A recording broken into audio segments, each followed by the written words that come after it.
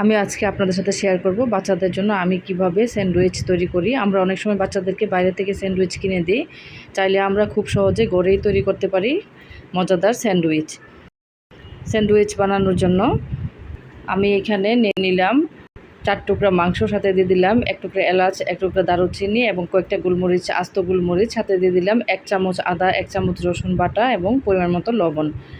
এগুলো একটু ভালো করে সিদ্ধ করে নিব। সিদ্ধ হতে হতে এদিকে আমি একটা গাজর এবং একটা শসা গ্রেট করে নিব।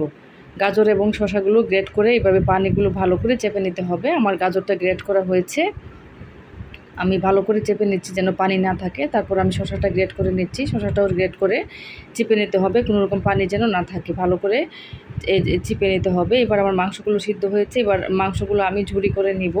এরকম কাঁটা চামচ দিয়ে একটা দিয়ে ধরে মাংসগুলো ঝুরি করে নিতে হবে, চাইলে হাত দিয়েও ঝুরি করা যায়।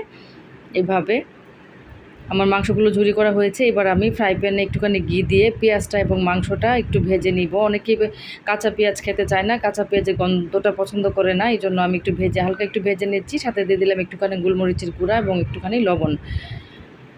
এভাবে ভেজে নিলে স্যান্ডউইচটা 3 থেকে 4 দিন পর্যন্ত ফ্রিজে ভালো থাকবে। এবার আমি সবগুলো আইটেম একসাথে মিক্সড করে নিব। দিয়ে দিলাম গ্রেট করা শসা এবং গাজর, সাথে দিয়ে দিলাম একটা কাঁচামরিচ কুচি, তারপর দিয়ে দিলাম 1 চামচের মতো গোলমরিচের গুঁড়া। আইটেমগুলো একটু মিশিয়ে নিচ্ছি। তারপর আমি দিয়ে দিলাম মেয়োনিজটা অবশ্যই দিতে হবে। মেয়োনিজ হলো স্যান্ডউইচের মেইন আইটেম। আমি মেয়োনিজটা ঘরেই বানিয়ে নিয়েছি, আপনারা চাইলে কিনেও নিতে পারবেন, অথবা আমি আজকে সকালে একটা ভিডিও দিয়েছি মেয়োনিজ কীভাবে বানাতে হয়, দেখে নিতে পারবেন।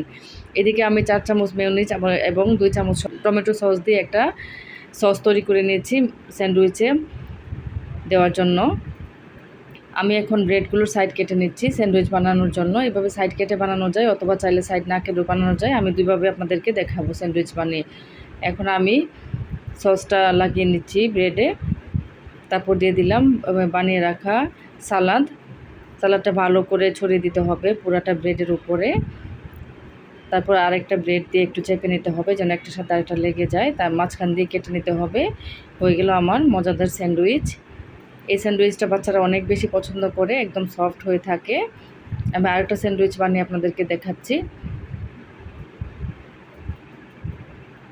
আমার স্যান্ডউইচটা দেখতে অনেক সুন্দর হয়েছিল। এবার আমি আরেক রকমের স্যান্ডউইচ বানিয়ে আপনাদেরকে দেখাবো, সাইড না কেটে কীভাবে ভেজে বানাতে হয়। এই স্যান্ডউইচটা হলো আমি একটু ঘিয়ে ভেজে মচমচে করে নেব। আমার সালাদ দেওয়া হয়েছে, এবার আমি ফ্রাই প্যানে ঘি দিয়ে দিচ্ছি 1 চামচ। তারপর দিয়ে দিলাম স্যান্ডউইচটা দিয়ে এপিট ওপিট ভালো করে একটু আস্তে আস্তে সময় নিয়ে ভেজে নিতে হবে মচমচে করে। এই স্যান্ডউইচটা খেতে অনেক ভালো লাগে, আমার কাছে অনেক ভালো লাগে। এই স্যান্ডউইচটা একদম মচমচে হয়ে থাকে, বড়দের জন্য এই স্যান্ডউইচটা ভালো। আমি সাইডটা কাটি নাই, আমরা যারা ঘরে খাই সাইড না কাটলে ভালো, এটা একটা অপচয় হয়। সাইডটা কিন্তু খেতে ভালোই লাগে এভাবে একটু ভেজে নিলে। আমরা অযথাই বাইরে থেকে স্যান্ডউইচ কিনি, বাইরে থেকে না কিনে আশা করছি এইভাবেই আপনারা বানিয়ে ফেলতে পারবেন। সবাই ভালো থাকবেন। আসসালামু আলাইকুম।